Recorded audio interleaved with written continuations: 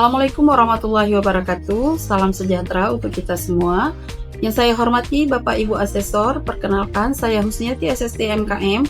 Saya merupakan salah satu dosen tetap di Akademi Kebidanan Munawarah Biren. Saat ini saya sedang mengikuti proses seleksi sertifikasi dosen gelombang 1 tahun 2026. Video ini saya buat sebagai pernyataan diri dosen dalam unjuk kerja Tridharma Perguruan Tinggi atau PDD UKT PT, khususnya bagian pengajaran. Saat ini saya mengampu beberapa mata kuliah, salah satunya adalah mata kuliah Gizi dalam Kesehatan Reproduksi dengan kode mata kuliah BD 2411. Mata kuliah ini merupakan mata kuliah wajib bagi mahasiswa D3 Kebidanan pada semester 2 dengan bobot SKS 2 SKS. Adapun deskripsi mata kuliah Gizi dalam Kesehatan Reproduksi adalah mata kuliah ini membahas prinsip dasar gizi serta penerapannya dalam siklus kehidupan perempuan, khususnya selama masa prakonsepsi, kehamilan, persalinan, menyusui, dan masa pertumbuhan anak. Mempelajari kebutuhan nutrisi, pemantauan status gizi, serta peran bidan dalam memberikan edukasi dan intervensi gizi untuk mendukung kesehatan ibu dan anak secara optimal. Adapun capaian pembelajaran lulusan atau disingkat dengan CPL, yang pertama adalah CPL 1, lulusan mampu menguasai keilmuan kebidanan dan keilmuan lainnya yang menunjang praktik pelayanan kebidanan sesuai dengan kompetensi kewenangan dalam bidang vokasi. CPL 5, lulusan mampu memperlakukan asuhan kebidanan esensial dengan pendekatan manajemen kebidanan pada bayi baru lahir, mulai dari neonatus, bayi balita, masa kehamilan, masa persalinan, masa nifas, dan menyusui. Selanjutnya, capaian pembelajaran mata kuliah yaitu CPMK 1, mahasiswa mampu menjabarkan pengertian nutrisi gizi yang digunakan dalam melengkapi pelayanan kebidanan. CPMK 2, mahasiswa mampu mengidentifikasi zat gizi makro dan mikro dalam kebutuhan nutrisi harian. CPMK 3, mahasiswa mampu menyusun kebutuhan nutrisi berdasarkan siklus kehidupan, mulai dari bayi, anak, remaja, dewasa, sampai dengan lansia. CPMK 4, mahasiswa mampu mengidentifikasi indikator penilaian seperti IMT, berat badan per umur, tinggi badan per umur, dan lain-lain. CPMK 5, mahasiswa mampu mengkategorikan status gizi berdasarkan hasil pengukuran antropometri. CPMK 6, mahasiswa mampu memberikan kebutuhan nutrisi makro dan mikro selama kehamilan berdasarkan trimester. CPMK 7, mahasiswa mampu mengidentifikasi kebutuhan nutrisi pada ibu hamil, pada ibu bersalin, dan perawatan awal bayi baru lahir atau BBL. CPMK 8, mahasiswa mampu menerapkan prinsip nutrisi pada ibu nifas untuk mendukung proses pemulihan dan produksi ASI. CPMK 9, mahasiswa mampu memberikan kebutuhan nutrisi bayi pada masa neonatus, yaitu dari 0 sampai dengan 28 hari, khususnya pentingnya ASI eksklusif. CPMK 10, mahasiswa mampu mengidentifikasi kebutuhan nutrisi bayi usia 6 sampai dengan 12 bulan, dan prinsip pemberian MPASI. Kemudian CPMK 11, mahasiswa mampu memberikan kebutuhan nutrisi anak usia balita, yaitu dari usia 1 sampai dengan 5 tahun, dan upaya pencegahan masalah gizi. Untuk tercapai semua kompetensi mata kuliah, maka ada 3 komponen dasar utama dalam proses pembelajaran ini, yaitu DIA, Delivery, Instruction, dan Assessment. Untuk delivery adalah bagaimana cara saya dalam menyampaikan materi perkuliahan kepada mahasiswa. Di awal pertemuan pertama perkuliahan, saya memberikan RPS kepada mahasiswa dan membuat kontrak belajar, dan di setiap pertemuan, saya awali dengan salam pembuka, melakukan absensi, dan mereview materi pembelajaran sebelumnya, dan menyampaikan materi pembelajaran yang akan dipelajari, melakukan tanya jawab, dan di akhir pertemuan saya menyampaikan materi yang akan dipelajari pada pertemuan selanjutnya dan menutup pembelajaran. Saya juga menggunakan alat bantu belajar dengan baik dan tidak hanya membaca poin materi kuliah yang ada di slide atau di PowerPoint saja, tetapi ada pembahasan mendalam di setiap poin dan memberikan contoh-contoh konkret atau saya kaitkan berdasarkan pengalaman dan kehidupan sehari-hari. Metode pembelajaran yang saya gunakan adalah metode ceramah interaktif, diskusi kelompok, problem-based learning, studi kasus, dan praktek. Kegiatan perkuliahan dilakukan sebanyak 16 kali pertemuan, yaitu pertemuan pertama sampai dengan ke-7 adalah pertemuan teori maupun praktek. Pada pertemuan ke-8 itu kita melakukan UTS atau ujian tengah semester, sedangkan pertemuan 9 sampai dengan 15 adalah pertemuan teori maupun praktek. Pertemuan ke-16 diakhiri dengan ujian akhir semester. Sedangkan untuk interaction, yaitu melibatkan komunikasi dua arah antara saya dan mahasiswa melalui diskusi tanya jawab. Dan untuk asesmen, di awal perkuliahan saya sudah membuat kontrak belajar dengan mahasiswa dengan cara mengungkapkan segala peraturan dan persyaratan kepada mahasiswa. Saya juga membuka kesempatan untuk membuat kesepakatan dalam hal penilaian dengan mahasiswa, baik dalam pemberian tugas, absensi, ujian tengah semester, dan ujian akhir semester. Adapun kontrak belajar yang kami sepakati adalah kehadiran 10%, tugas 20%, ujian tengah semester 30%, ujian akhir semester 40%. Hasil ujian tengah semester dan ujian akhir semester akan saya kembalikan lembar jawabannya supaya mahasiswa tahu berapa nilai yang mereka peroleh dan bisa mengecek apakah ada kekeliruan pada saat saya memberikan nilai akhir. Setiap nilai akhir saya juga share melalui WA Group supaya mereka bisa mengecek kembali dan terlihat transparan. Demikian deskripsi mata kuliah gizi dalam kesehatan reproduksi yang saya ampuh. Semoga dapat memberikan gambaran sebagai salah satu tugas dosen pada Tridharma Perguruan Tinggi dalam aspek pendidikan dan pengajaran yang saya lakukan di Akademi Kebidanan Munawarah Diri. Atas perhatiannya saya ucapkan terima kasih. Berikut video pengajaran saya. Assalamualaikum warahmatullahi wabarakatuh. Waalaikumsalam warahmatullahi wabarakatuh. Selamat pagi. Sehat semuanya? Sehat. Sudah siap kita masuk ke pembelajaran kita hari ini pada pertemuan yang ke-6? Siap, Bu. Oke, baik ya. Masih segar-segar semua. Sebelumnya kita absensi dulu ya. Iya, Bu. Ada yang tidak hadir hari ini? Hadir semua? Hadir, Bu. Oke, untuk memastikannya Ibu absen dulu ya. Susara Rifka, Hadir, Bu. Fitri Sahnaya, Hadir, Bu. Nur Habibah, Hadir, Bu. Hayatul Wilda. Hadir, Bu. Berarti yang lainnya hadir ya? Iya, Bu. Baik, terima kasih. Oke, selanjutnya kita akan masuk ke materi kita. Ya, hari ini adalah pertemuan kita yang ke-6. Nah, ya, kita hari ini akan membahas tentang gizi seimbang pada ibu hamil. Ya, jadi sebelum kita masuk ke materi ini, ada yang masih ingat pertemuan kita terdahulu kita membahas tentang apa? Ada, Bu. Oke, tentang apa? Jenis pengukuran antropometri, Bu. Oke, jenis-jenis pengukuran antropometri. Ada yang masih ingat apa-apa saja jenis-jenis dari pengukuran antropometri? Ada. Oke, Penimbangan berat badan. Oke, penimbangan berat badan. Ada yang lain? Ada, Bu. Pengukuran tinggi badan. Oke, pengukuran tinggi badan. Ada satu lagi? Ada, Bu. Pengukuran lingkar dengan atas atau disebut lidah. Ya, pintar ya.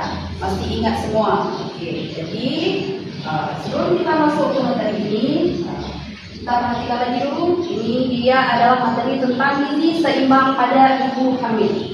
Oke, materi ini kita bahas terlebih dahulu supaya untuk apakah kita membahas masalah gizi seimbang pada ibu hamil supaya kita tahu nutrisi apa saja yang harus kita berikan kepada ibu hamil ya. Dan pada ibu hamil ada 3 trimester. Ada yang tahu trimester berapa aja? Apa aja? Siapa? Trimester apa aja? Trimester 1, trimester 2, dan trimester 3. Oke, trimester 1, 2, dan 3. Oke, sebelum kita masuk ke pembahasan lebih lanjut dari gizi seimbang pada ibu hamil, ada yang mau bertemu? Kadang ada yang sudah tahu, ada yang baca kadang semalam. Apa sih itu gizi seimbang pada ibu hamil? Oke, ada yang tahu apa itu gizi seimbang pada ibu hamil? Ada, Bu. Gizi seimbang, makanan sehari-hari yang mengandung 4 sehat dan 5 sempurna. Oke, boleh. Gizi seimbang yaitu makanan sehari-hari yang mengandung 4 sehat 5 sempurna. Ya. Apa itu gizi seimbang pada ibu hamil? Ya. Gizi seimbang adalah asupan zat gizi yang tepat dan cukup untuk mendukung kesehatan ibu serta tumbuh kembang janin secara optimal. Ya. Jadi, relasi gizi pada ibu hamil itu harus sangat diperhatikan karena pemenuhan gizi pada ibu hamil trimester 1, 2, dan 3 itu berbeda, ya. Nah, seperti yang disebutkan tadi, ada kebutuhan gizi makro dan kebutuhan gizi mikro. Ya, kita bahas apa saja sih kebutuhan dari gizi makro dan mikro, ya. Selain dari itu adalah nutrisi yang seimbang, yaitu mencegah komplikasi kehamilan seperti anemia, preeklamsi, dan berat badan lahir rendah pada bayi. Ya. Jadi pemenuhan gizi seimbang pada ibu hamil bukan hanya untuk si ibu saja, tapi juga sangat berpengaruh terhadap tumbuh kembang si janin. Ya. Oke. Kemudian gizi seimbang pada ibu hamil prinsip utamanya adalah variasi makanan, kecukupan porsi, modernisasi konsumsi lemak dan gula, serta keseimbangan antara zat gizi makro dan mikro. Jadi kebutuhan zat gizi makro dan mikro itu pada ibu hamil di trimester berbeda-beda, ya. Antara trimester 1 dengan trimester kedua dan trimester ketiga, ya. Kebutuhan gizi makro, ya. Kebutuhan gizi makro yaitu makronutrien, yaitu merupakan zat gizi utama yang dibutuhkan ibu hamil dalam jumlah besar untuk mendukung kesehatan ibu dan pertumbuhan janin secara optimal. Ya, ada 3 kebutuhan makro yang harus ada pada ibu hamil. Yang pertama adalah karbohidrat, protein, dan lemak. Ya, yang masing-masing mempunyai tujuan dan manfaatnya masing-masing. Ya. Oke, kebutuhan gizi mikro pada ibu hamil. Ya. Kebutuhan gizi mikro pada ibu hamil. Jadi kalau makro tadi adalah karbohidrat, protein, dan juga lemak. Ya. Kalau pada mikro itu ada yang namanya vitamin dan mineral. Oke. Jadi kebutuhan mikro paling utama ibu hamil adalah vitamin. Ya. Seperti zat besi, kalsium, asam folat itu dia kita peroleh dari vitamin, ya. Oke. Yang pertama adalah zat besi, ya. Zat besi itu gunanya adalah untuk mencegah anemia pada ibu hamil dan mendukung pembentukan sel darah merah yang sehat untuk ibu dan janin, ya. Dapat nggak biasa kalau kita di puskesmas ibu hamil itu pada trimester 1 biasanya memang dikasih suplemen vitamin. Biasanya yang dikasih itu adalah asam folat. Ya. Kalau ibu hamil trimester 1, kalau dia pergi ke rumah sakit atau pergi ke dokter atau ke bidan, pasti suplemen yang diberikan itu adalah vitamin yang kandungannya adalah asam folat. Ya. Kenapa harus asam folat? Ya. Asam folat itu sangat penting untuk perkembangan dan pertumbuhan si janin. Nah, karena itu penting untuk pembentukan tulang belakang dan juga sel saraf otak si janin. Ya. Jadi kalau tidak diberikan itu nanti ditakutkan bayinya akan mengalami cacat, ya, ibunya akan mengalami keguguran ataupun bayi akan lahir dengan berat badan yang rendah. Oke. Ada asam folat. Nah, ini dia. Asam folat sama dengan zat besi itu sama, ya. Dia itu gunanya untuk mencegah cacat tabung saraf pada janin dan sangat penting dikonsumsi sejak awal kehamilan, ya. Jadi kalau kita mau program hamil itu sangat dianjurkan minum ataupun makan makanan yang mengandung asam folat karena asam folat itu sangat penting untuk dari kita mau program hamil dari pranikah. Ya, kalau sekarang kan udah tren kan sekarang minum susu sebelum hamil, ya kan? Udah ada kan sekarang prenagen pranikah ada, lihat? Nah, itu salah satunya, ya. Karena apa? Itu adalah salah satu produk yang mengandung asam folat yang bisa membantu proses kehamilan. Oke, sebelum kita lanjut, ada yang ditanyakan sampai di sini? Tadi sudah cerita panjang lebar itu. Ya, pertumbuhan makro dan mikro. Ada yang ditanyakan? Pas? Kita lanjut ya.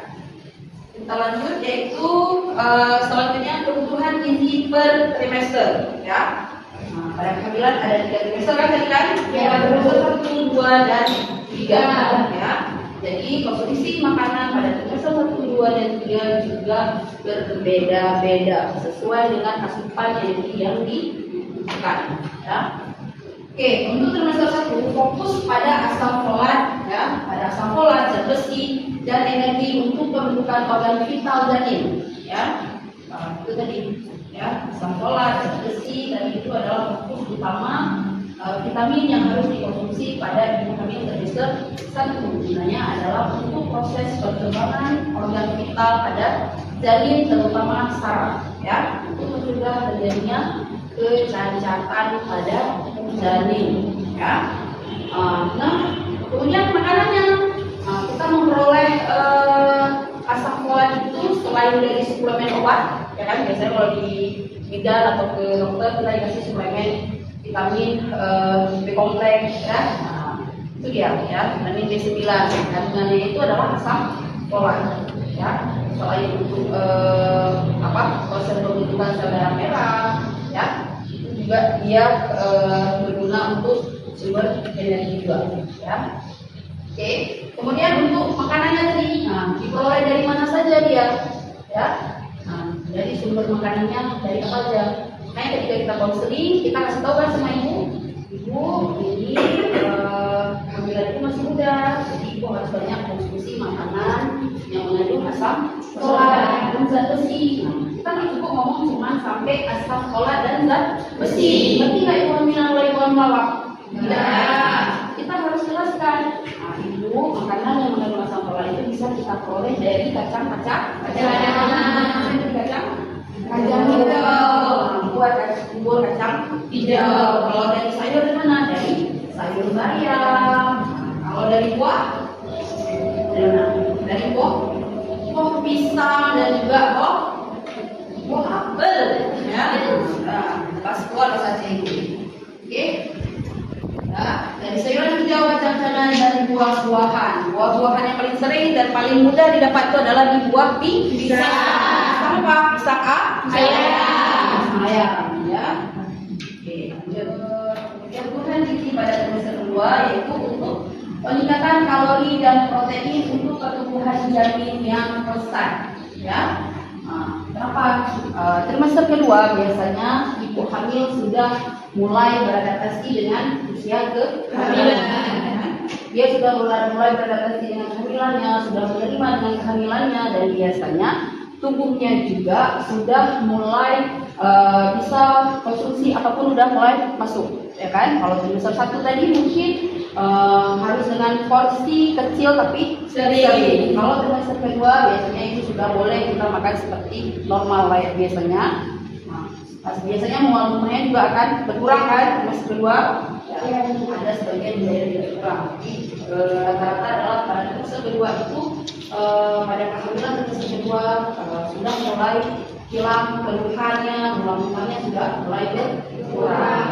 Pada trimester kedua itulah kalori energi itu sangat dibutuhkan.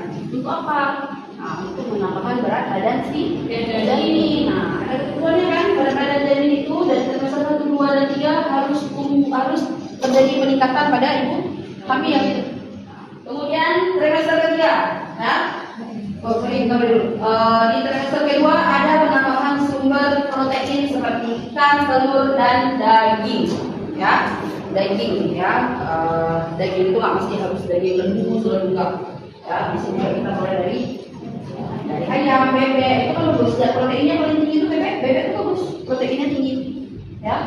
Kita kan orang-orang berusia operasi atau berusia sembuh sakit di sana bebek, ya kan. Ikan lagi, ya kan. Ikan seperti ikan apa yang kandungan proteinnya paling tinggi? Apa? Ikan lele, ikan gabus, ikan yang besar mata itu tuh ikan gembung, ya. Gembung. Oke, ya. Oke, selanjutnya pada trimester ketiga, ya. Trimester ketiga, kebutuhan kalsium dan zat besi meningkat untuk persiapan kelahiran dan pembentukan tulang janin. Oke, ya. Pada trimester ketiga itu kita sering melihat kalau di puskesmas, di rumah sakit, dokter ataupun bidan pasti memberi suplemen makanan obat yaitu yang kandungannya adalah kalsium. Ya, misalnya kalsium laktas dikasih, ya, dan itu gunanya adalah untuk apa? Untuk tulang dan gigi si janin, ya, dan itu juga untuk mencegah terjadinya osteoporosis pada si ibu janin, ada osteoporosis, oke, pada si ibu, ya, oke, jadi kenapa pada trimester ketiga zat besi juga sangat dibutuhkan? Oke, ada yang mau bantu ibu jawab? Kenapa zat besi itu dibutuhkan juga? Vitamin zat besi dibutuhkan pada trimester ketiga. Kenapa? Kalau kita mau melahirkan normal, bukan diperlukan apa? Perdarahan. Makanya tablet zat besi itu harus dikonsumsi pada trimester, mulai dari trimester kedua sampai dengan ketiga. Kenapa trimester satu tidak perlu dianjurkan mengkonsumsi vitamin zat besi? Karena tablet zat besi itu mengakibatkan efek sampingnya adalah mual dan mudah. Makanya kalau sekarang kebijakan sekarang itu adalah mengkonsumsi tablet zat besi itu di trimester kedua dan trimester ketiga. Ya, gunanya apa? Yaitu untuk mencegah terjadinya perdarahan. Oke, sampai di sini ada yang mau ditanyakan? Bu, kalau misalnya di trimester 1 ibu hamilnya tidak terpenuhi asam folat dan zat besi, apa yang bisa terjadi? Oke, bagus ya pertanyaannya. Oke, ada yang mau bantu ibu jawab? Tidak, trimester 1 tidak terpenuhi asam folatnya. Nah, apa yang akan terjadi pada ibu dan janinnya? Nanti akan mempengaruhi kehamilannya. Misalnya bayinya akan terjadi anemia, Bu. Oke. Nah, ada lagi? Kalau itu pada ibunya, anemia. Ada yang ingin tambahkan? Kalau pada janin? Ada? Janin Ya. bisa jadi cacat dan bisa lahir prematur. Oke, bagus ya jawabannya. Ya, jadi kalau pada ibu, kalau asam folat tidak terpenuhi pada trimester 1 itu ibunya bisa mengakibatkan anemia dan itu bisa juga mengakibatkan keguguran pada ibu, ya. Ibunya keguguran, bayinya jelas kan? Dan bayinya kalau dia pun lahir, dia akan lahir dengan cacat. Ataupun juga prematur, ya, atau satu lagi adalah lahir dengan berat badan rendah yang ditakutkan pada ibu yang kekurangan tablet asam folat. Makanya kenapa pada trimester 1 tablet zat besi dan asam folat itu sangat penting pada usia kehamilan muda, karena itu tadi untuk mencegah anemia, keguguran dan bayi lahir dengan cacat. Ya, oke, jelas ya? Oke. Sebelum kita tutup, ibu mau satu orang merampungkan materi kita hari ini. Oke, ada yang bisa merampungkan materi kita hari ini? Ada yang bisa merampungkan? Kita coba dulu yang pertama, kebutuhan gizi makro dan mikro. Ada yang masih ingat apa saja kebutuhan makro dan mikro ya? Ada udah, Oke, siapa? kebutuhan makronya karbohidrat, protein, lemak. Sedangkan mikro, vitamin dan mineral. Baik, udah. Selanjutnya ada tadi kita bahas tentang kebutuhan trimester 1 dan 2. Oke, ada yang bisa simpulkan kebutuhan trimester 1 dan 2? Di trimester 1 dibutuhkan asam folat, vitamin dan zat besi. Ya, trimester kedua? Trimester kedua Bu, protein dan karbohidrat. Oke, protein dan karbohidrat. Trimester ketiga? Coba. Trimester ketiga kalsium dan zat besi. Oke, sip ya.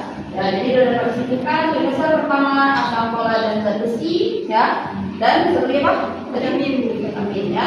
Yang kedua pada trimester kedua protein dan karbohidrat ataupun kalori. Trimester ketiga kalsium dan zat besi, ya. Oke, gua rasa sampai di sini dulu pertemuan kita hari ini.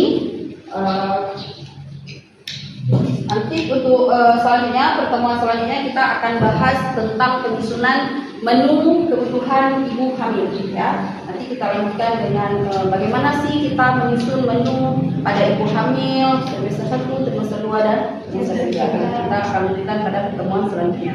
Oke, ditutup wabillahi taufiq wal hidayah. Assalamualaikum warahmatullahi wabarakatuh.